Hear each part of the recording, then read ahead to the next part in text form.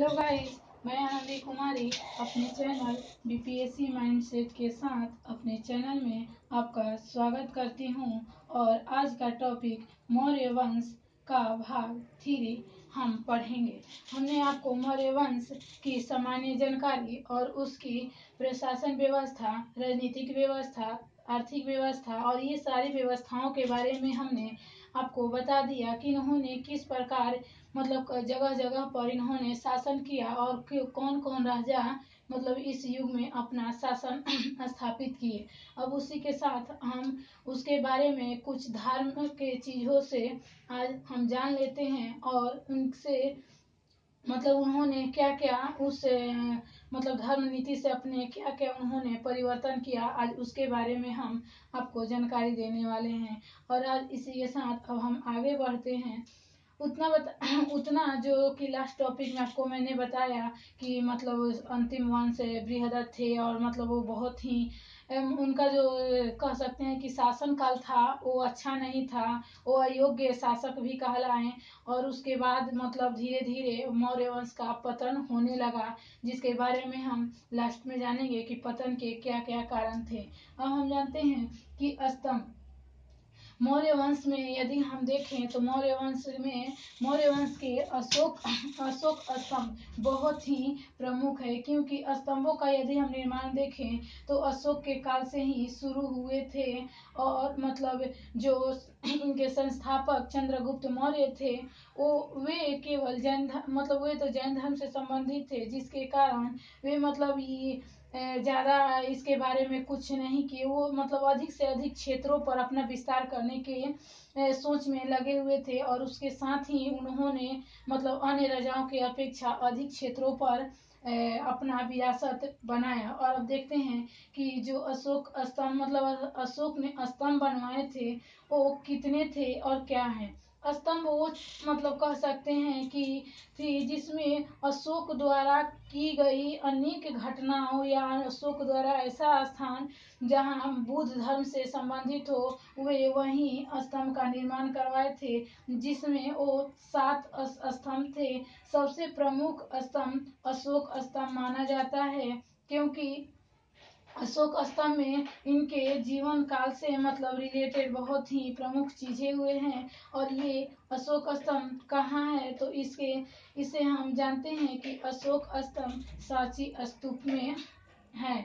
जो कि हम देखेंगे कि अशोक स्तंभ मतलब है क्या। ये स्तंभ से तो पता लग जाता है कि स्तंभ है, लेकिन जब हम देखेंगे तो इसके ऊपर 4 सिंह, कितने सिंह, 4 सिंह, जो कि ऑब्जेक्टिव में पूछे जाते हैं कि अशोक स्तंभ में ऊपरी सिरा में कितने सिंह हैं या कितने शेर हैं, तो कितने हैं, 4। लेकिन जब यदि आप मतलब चित्र पर देखेंगे तो एक तरफ से केवल चित्र में 3 ही सिंह दिखाई देते हैं। मतलब जिस दिशा से देखिएगा उस दिशा से 3 ही दिखाई देते हैं, एक सिंह नहीं दिखाई देता।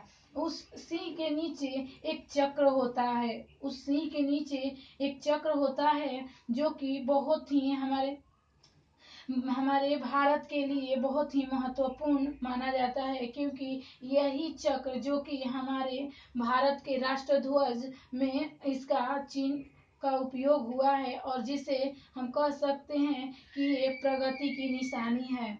इसमें 24 तीलियां होती है। इस चक्र में कितनी तीलियां होती हैं तो 24 तीलियां होती हैं। और इस चक्र के नीचे 4 पशु होते हैं। कितने पशु होते हैं तो 4 पशु होते हैं। कौन कौन, घोड़ा, हाथी, सिंह और बैल।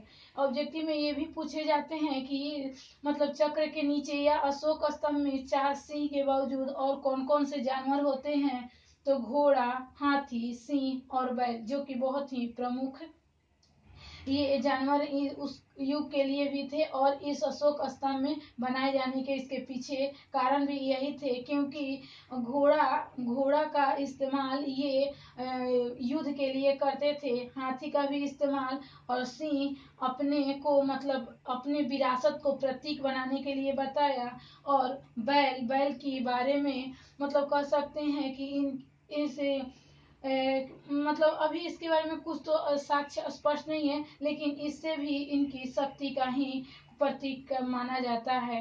अब हम देखेंगे कि अशोक चक्र हमारे जो कि भारत की राष्ट्रीय पशु है जो कि बाघ, वो भी अशोक स्तंभ से ही लिया गया है। अब इसके साथ आगे देखते हैं कि मतलब ये तो स्तंभ थी जो कि अशोक ने अपने धर्म से संबंधित या बौद्ध धर्म से संबंधित, क्योंकि ये बौद्ध धर्म को मानते थे, जिससे आगे बढ़े। लेकिन इन्होंने शिलालेख का भी निर्माण करवाया जो कि प्रमुख शिलालेख 14 थी, जिसकी खोज 1750 ईस्वी में की गई थी। पहली बार यदि पूछा जाता है कि शिलालेख की कब मतलब हमारे सामने साक्ष्य प्रतीत हुआ था, यानी कब हमें पता चला, तो 1750 ईस्वी में। हम देखते हैं मतलब हमें 14 शिलालेखों के बारे में तो जानकारी स्पष्ट नहीं है, लेकिन उसमें से प्रमुखतः जो शिलालेख हैं उसके बारे में हम जान लेते हैं। प्रथम शिलालेख में जब मतलब बताते हैं कि जब अशोक ने कलिंग की युद्ध जीती, उसके बाद जिसके बारे में हम 13वां शिलास्तंभ में बताया गया है, उसके बाद इन्होंने बौद्ध धर्म को अपना लिया और बौद्ध धर्म के अनुसार ये अनेक मतलब बौद्ध नीति से चलने लगे, जिसके कारण ये प्रथम शिलालेख में इन्होंने बलि प्रथा की निंदा की और उसकी मतलब उसका वो शिलालेख पर निर्माण करवाए। और दूसरा में देखें तो वो चौथा शिलालेख था, जिसमें भूरी घोष की जगह धम घोष ने अशोक अपना बदलाव किए। जो कि भूरी घोष का मतलब हम जाने कि ये वैसा शासक जिसमें मतलब युद्ध करना, लेकिन धम घोष में धर्म की नीति को अपनाना। 7वां शिलालेख में देखें तो धर्म के प्रचार का उल्लेख, मतलब इन्होंने अपने धर्म का प्रचार कहाँ कहाँ किया और उसके बारे में कौन कैसे किया, उसके बारे में हम देखेंगे कि 7वें अभिलेख में उल्लेख किया गया है।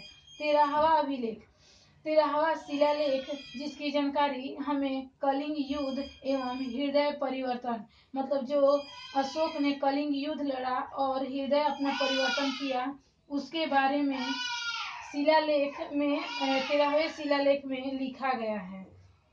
अब इसी के साथ अब हम आगे ये कलिंग की युद्ध से मतलब इसलिए परिवर्तित हो गए क्योंकि इसमें लाखों लोगों की मृत्यु हो गई, जिसके कारण वे अपने हृदय परिवर्तन कर लिए और धर्म नीति या धर्म घोष को अपना लिया। ये देखें कि इन शिलालेखों पर मतलब इन सभी बातों को लिखने के लिए किस भाषा का उपयोग किया गया, तो ब्राह्मी, खरोष्टी, ग्रीक और अरमाइक, ये सभी भाषाएं का उपयोग किया गया। यदि हम देखें तो खरोष्टी भाषा जो कि दाएं से बाएं की ओर लिखी जाती है, दाएं से बाएं की ओर, और ब्राह्मी लिपि ये बाएं से दाएं की ओर लिखी जाती है, बाएं से दाएं की ओर लिखी जाती है। लेकिन जो यदि मतलब पूछता है कि शिलालेख में सबसे अधिक किस भाषा का उपयोग हुआ है, तो वो किस भाषा का, तो ब्राह्मी लिपि का। यदि पूछता है कि ग्रीक और अरमाइक कौन से मतलब ये कैसी भाषा है, तो ये हमारे देश की भाषा न होकर ये अफगानिस्तान और तुर्की की भाषा है, जो कि हम कह सकते हैं कि ये हमारी भाषा न होकर ये दूसरे देशों से आई हुई भाषा थी, जिससे क्योंकि इसलिए इस भाषा में भी इन्होंने शिलालेख का निर्माण करवाया कि अपने धर्म का प्रचार इन्होंने विदेश में भी करवाए थे। इसके कारण ये अन्य मतलब बहुत से भाषाओं का उपयोग किए और अपने शिलालेखों का निर्माण किया। इन्होंने शिलालेख का तो निर्माण किया ही, उसके साथ गुहा लेख का भी निर्माण किया। या गुहा कह सकते हैं कि गुहा लेख का मतलब क्या, मतलब कि ये ऐसा क्षेत्र मतलब ऐसी कह सकते हैं जो कि पहाड़ों को काट कर गुफाएं बनाई गई हो, जिसमें सबसे पहली बराबर की गुफाएं थी जो कि अशोक ने ही बनवाया था। यदि देखें तो ये सारी बातें अशोक के बारे में ही है, ना कि किसी और के बारे में, क्योंकि यदि कोई धर्म मतलब बौद्ध धर्म का विस्तृत प्रचार प्रसार किया, वो अशोक ही थे, जिसके लिए उन्होंने अराजकताओं के लिए बराबर की गुफाएं मतलब बड़े बड़े पहाड़ों को काटकर वे अनेक गुफाओं का निर्माण किए, जिसमें प्रमुख बराबर की गुफाएं थी। और एक इनके मतलब पोता या मतलब इनके ही वंश के जो कि दशरथ थे, वो नागार्जुन की गुफाएं का निर्माण किया।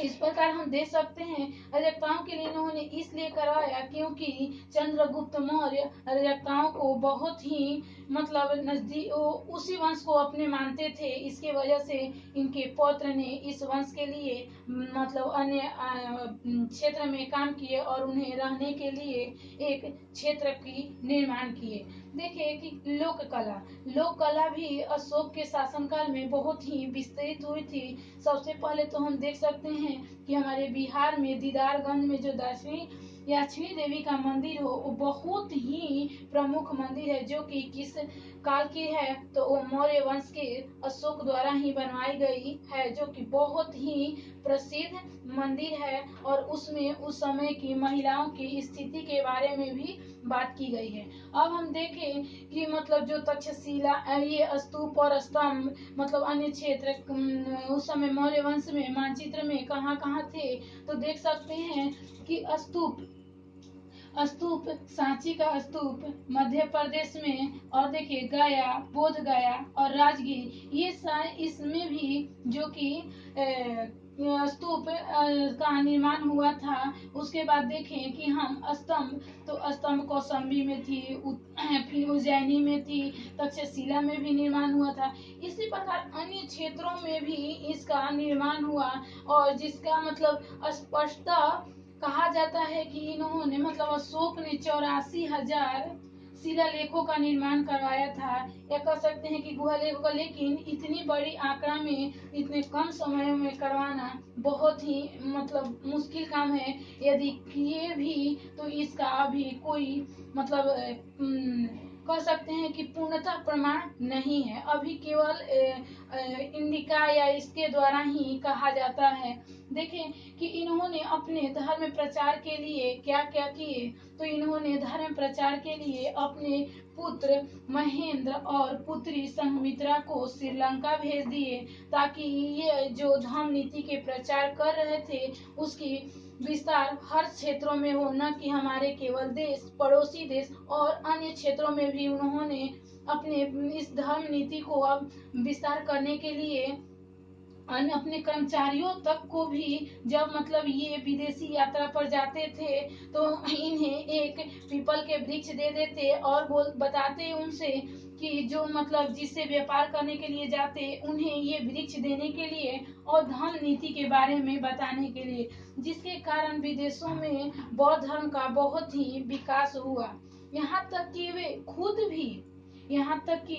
खुद भी इसके प्रचार प्रसार में लगे, क्योंकि ये हम तो कह सकते हैं कि यदि हम कोई काम अपने खुद से करें तो ज्यादा अच्छा से करेंगे या ज्यादा श्रद्धा लगन से करेंगे, जिसका प्रभाव मतलब हमारे द्वारा ज्यादा दूर तक जाएगा। लेकिन यदि वही कोई दूसरा कोई करेगा तो हमें उस चीज पर बहुत कम मतलब भरोसा होगा और ज्यादा जिसके कारण मतलब ये भी हो सकता है या ये खुद भी बौद्ध धर्म के प्रचार के लिए गया, कुशीनगर, लुम्बिनी, कपिलवस्तु, सारनाथ, श्रावस्ती यानी बौद्ध धर्म के उनसे संबंधित तो सारी जगहों पर इन्होंने खुद प्रचार किए।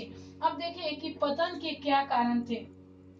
पतन के कारण तो बहुत सारे थे, लेकिन प्रमुखतः कारण हम कह सकते हैं कि ये करों में इतनी मतलब तेजी से बढ़ोतरी होने लगी, क्योंकि सैन्य व्यवस्था अभी भी पहले की जैसी ही थी, लेकिन उनकी कोई उपयोग नहीं थी, जिसके कारण कह सकते हैं कि खजानों में भी कमी आई और धर्म नीति का विकास के कारण धर्म नीति के विकास के कारण भी इनकी पतन हुई। और कह सकते हैं कि अमात्य की शासन व्यवस्था बहुत ही कठोर होने लगी थी, जिसके कारण इनकी पतन होने के प्रमुख कारण कहा जा सकता है। इसी प्रकार मतलब इनके जो उत्तराधिकारी थे वो भी इन लोगों जैसा कुशल नहीं होने के कारण मतलब अयोग्य होने के कारण भी प्रमुख कारण कहा जा सकता है। इसी के साथ आज का टॉपिक इतना ही, और कल आगे आज ये मौर्य वंश अब समाप्त हुआ और कल नए टॉपिक के साथ हम मिलते हैं। Thank you. यदि वीडियो अच्छा लगा हो तो प्लीज लाइक, सब्सक्राइब करें और शेयर करना न भूलें। Thank you.